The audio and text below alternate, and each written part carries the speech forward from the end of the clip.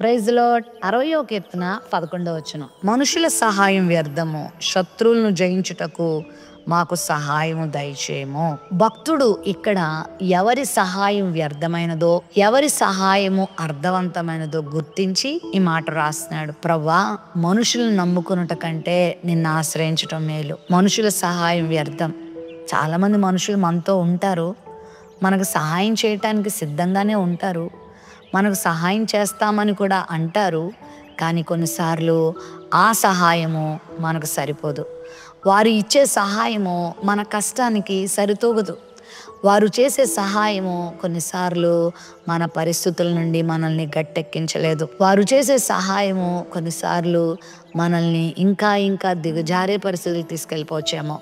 కానీ దేవుడే సహాయం చేస్తే, దేవుడే కృప చూపిస్తే మన జీవితంలో ఎన్నో గొప్ప కార్యాలు పొందుకుంటాం. మన శత్రువుల్ని జయించాలంటే, మనం ఎదుర్కొనే సమస్యల మీద మనం ఓటమి పొందకుండా విజయ కేతనం ఎగరవేయాలంటే దేవుని సహాయమే కావాలి.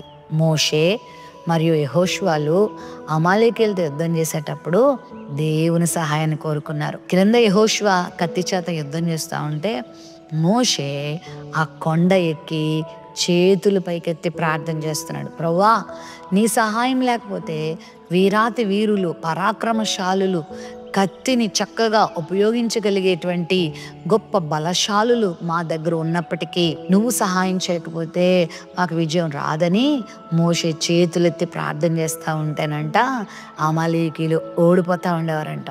కొన్నిసార్లు మోషే చేతులు దిగిపోయి బలహీనంగా అయిపోతున్నప్పుడు అమాలేకీయులు గెలుస్తూ ఉన్నారంట. ఈ విషయాన్ని గుర్తించిన హూరు, అహరోన్లు పరిగెత్తుకుని వెళ్ళి మోషే చేతులు ఎత్తి పట్టుకుని ఉంటారు.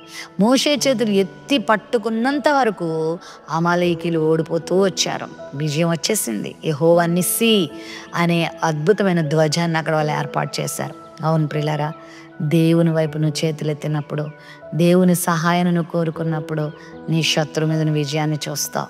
మనుషుల్ని నమ్ముకుంటున్నావు, డబ్బును నమ్ముకుంటున్నావు, నీ అధికారాన్ని నమ్ముకుంటున్నావు, నీ ఆస్తిపాస్తులు నమ్ముకుంటున్నావు, నీ అండకండ బలాలను నమ్ముకుంటున్నావు, లేకపోతే నాకు వాళ్ళు ఉన్నారు వీళ్ళు ఉన్నారని ఎదురు చూస్తున్నావు కదా. ఒకరోజు వారి సహాయం అంతా వేస్ట్ అయిపోతుంది, వ్యర్థమైపోతుంది. కానీ దేవుని ద్వారా నువ్వు పొందుకునే సహాయం అర్థవంతంగా మిగులుతుంది. దేవుని మీద ఆధారపడు, ప్రభు సన్నిధికి వచ్చి ప్రార్థన చేయి. ప్రభువా, నువ్వు సహాయం నాకు దయచేయని ప్రతి సమస్యలో, ప్రతి ఇరుకులో, ప్రతి ఇబ్బందిలో, ప్రతి పరిస్థితుల్లో నువ్వు ఆయన మీద ఆధారపడితే గొప్ప సహాయం పొందుతావు. నీ శత్రువుని దేవుడు లయపరుస్తాడు. ప్రేమ నమ్మకం కలిగిన మా తండ్రి, నీ కొందనాలు. మా శత్రువుల్ని జయించుటకు నీవే సహాయం చేయాలి. ఓ దేవా, మనుషుల సహాయం వ్యర్థమే, కానీ నీ సహాయం చాలా శ్రేష్టమైనది. ఆ నీ సహాయము ప్రతి ఒక్కరికి నువ్వు దయచేసి వారి జీవితంలో జరిగే ప్రతి శత్రు కార్యమును కూడా లయపరిచినట్లు సహాయం దయచేయి. గొప్ప విజయమును, సంతోషాన్ని, సమాధానాన్ని నీ బిడ్డలకు ప్రకటించమని యేసు నామములో ప్రార్థిస్తున్నాం తండ్రి. ఆమెన్.